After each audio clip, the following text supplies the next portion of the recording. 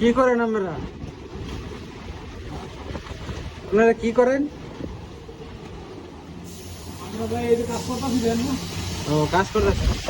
এখন বলেন তো 2025 সালে কি কম্বোডিয়া আসা উচিত না উচিত না? উচিত ভাই, কি কয় যারা এখানে সব 60-70 টাকা বেতন পাচ্ছে, 60-70 হাজার টাকা বেতন তুলতেছে। $700 দিয়ে। কাজ কি কঠিন না সহজ? এই যে রং মারতেছে, হ্যাঁ, একবার বেতন সহ $700 একজন বেতন করছে। $700 বেতন তুলছে ওভারটাইম সহ। জি, ওভারটাইম কি ভরপুর পাওয়া যায়? 4 ঘন্টা, 3 ঘন্টা, 2 ঘন্টা, মাসে 20 দিন হলে তো বহুত ভাই।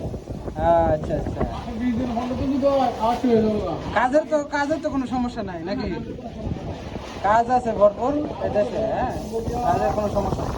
2030 সাল আইতে আইতে, হ্যাঁ। 9 লাখ টাকা কম বেরিয়ে আইছে। হ্যাঁ, এটা অবশ্যই লাগতে পারে, এটা আমরা জানি।